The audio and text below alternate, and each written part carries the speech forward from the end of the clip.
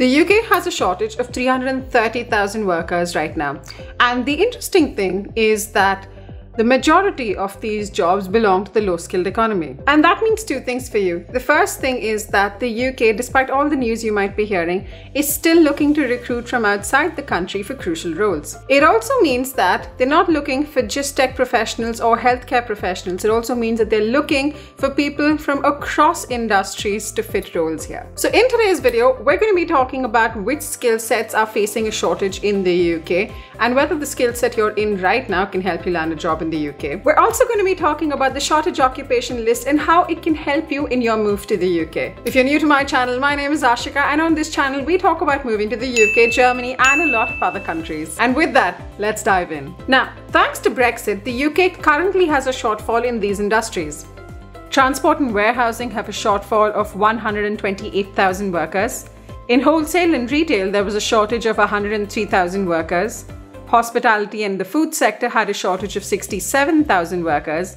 Manufacturing and construction had a shortage of 46,000 workers. And administration had a shortage of 32,000 workers. But if you do some digging, you will realize that it wasn't just Brexit that contributed to this. It was other factors like the fact that the pays were really low in some jobs, so a lot of people were leaving those jobs, and the fact that some of the jobs were very monotonous, so people got bored doing those jobs and were gradually moving away to other roles. Now, because of this, the government came up with two solutions. The first one was to reduce the number of restrictions on jobs that were in extreme shortages and were for skilled workers, and the second one was to increase the number of visas that were being issued for seasonal workers. Let's go back to the first point which I mentioned, which was where the government was trying to relax restrictions on certain roles. Now, earlier I just covered which industries were facing a shortage, but if you're looking at understanding which exact roles fall under these shortages and which exact roles qualify under the shortage occupation list, it's very simple. All you need to do is head over to the government website, the gov.uk website, and check this. It shows you which jobs are facing a shortage, which part of the UK the shortage is in, and the best part, how much lower you can be paid and still make the threshold to be eligible for a skilled worker visa in the UK. Now, if you're confused, let me take a minute to explain. The most popular visa in the UK for people from outside the country is the skilled worker visa. And to be eligible for the skilled worker visa, amongst meeting all the other requirements, one major requirement that you have to meet is that you have to earn the basic minimum salary that is required per your job. Now, the minimum salary changes from job to job. Now, assume you meet all of the eligibility requirements and you're being offered a job with sponsorship by a licensed sponsor, but the salary does not meet the threshold, your visa will still be rejected. But if the job you're applying for is on the shortage occupation list, you can earn lower than the threshold mentioned by the government. You can earn 80% of this and still qualify to be eligible for the visa, simply because the government is looking to urgently hire for these roles in the UK because there's a shortage. Now, before I move ahead, if you haven't hit that subscribe button yet, now's a great time to do it. Hit the subscribe button now and click on the bell icon for notifications. Now, on this list alone, you will see that there are 30 jobs or job codes that fall under the shortage occupation list, which includes graphic designers, healthcare professionals, tech professionals, care workers, orchestral musicians, skilled dancers or skilled classical dancers, contemporary dancers. There are a lot of people that fall under this list. So if you work in any of these professions, that's brilliant. Now, this list is for all jobs other than healthcare and education. If you work in either healthcare or education, there's a completely different list which covers all the jobs that are under the shortage occupation list there. Now, the second visa I had mentioned was the seasonal worker visa, which allows you to move to the UK and work in this role for 6 months, after which you have to leave the country. And it mainly looks into jobs which are around covering the harvest or food processing. Now, the government increased the number of visas being issued under this category to 45,000 this year, which is great, especially if you're looking to move to the UK for a short period of time, earn some quick money and return to your home country. And if you're unsure which all roles come under the seasonal worker visa, take a look here. These are all the roles that are covered. Now, if you have been applying for roles for quite some time in the UK and the role you're applying for falls under the shortage occupation list and you've still been struggling, you need to ask yourself a few questions. Where are you losing out? In the first case, are you not finding the relevant openings at all? Or is your CV getting rejected? Or if your CV gets rejected, do you get rejected after your interview round? Now, depending on where you're getting stuck, there might be a solution. Now, if you're unable to find openings, ask yourself the following. Are you looking at all the right job portals? Are you looking at the niche portals? Are you checking very frequently? Because sometimes an opening comes up, it's there for 1 or 2 days, and then it's gone because it's already been filled. And are you reaching out to recruiters organically by yourself, or are you waiting for them to post an opening somewhere? If your CV is not getting shortlisted, there might be a couple of reasons, but you need to sit down and think for a little while. Some of the reasons might be you didn't match the job description. Now, you might have thought you were a good fit, but if you're being really honest with yourself, there might have been some of the things mentioned that you hadn't done. And now, considering that the recruiter or the employer is going to go through an entire process of hiring somebody from outside the country and the whole visa, unless you're a very, very close match to what they're looking for, they might consider skipping you. The second reason could be that you left a bad impression with your CV because your CV had factual errors, had typos, was a bad format, or any of the things that makes a CV bad. And let's be honest, that's the first impression you're giving an employer. And if it's not very good, you're probably not going to hear back from them.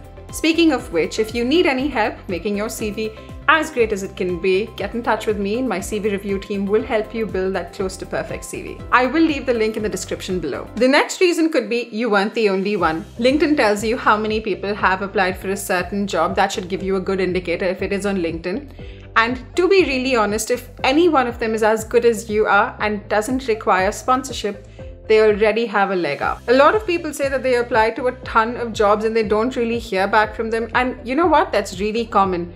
Think about it. A lot of employers get hundreds of emails every single day for jobs. So I'm guessing it's going to be a little difficult for them to sit back and write back to everyone who's been rejected. They usually do focus only on the people who have been selected. So don't lose heart, it's not just you. Now, if your CV was shortlisted and you gave the interview, but you either didn't hear back or you were rejected, there could be two reasons for this. The first reason could be that they realized during the interview that you weren't a perfect fit and that they were looking for something else. The second reason could be, considering the fact that you were asking for sponsorship, they might want to reconsider, they might want to evaluate somebody else, they might want to hold on before that they make that big decision. Because let's be really honest, when they recruit somebody from outside the country and they have to offer a visa, now they either have to pay for the COS or the COS and the skilled worker visa, and that can be a lot in terms of money. It's also a really time-consuming process because the COS takes somewhere between 2 weeks and 1 month, and then your visa again takes anywhere between 2 weeks and a month. So they're looking at a really elongated process there as well,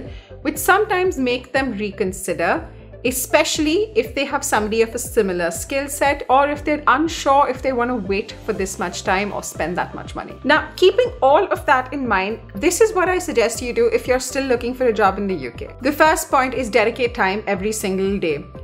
Moving to the UK, getting a sponsored job is not the easiest process, or else everyone who wanted to move would have done it. If you want to move, you have to be willing to put in that work every single day. That means looking for jobs every day, reaching out to recruiters every day, looking at websites, looking at how to better your resume. It means work every single day without slacking off. It's like saying you want to lose weight, but then, like me, you exercise once a month and then you're surprised, how come I haven't lost any weight?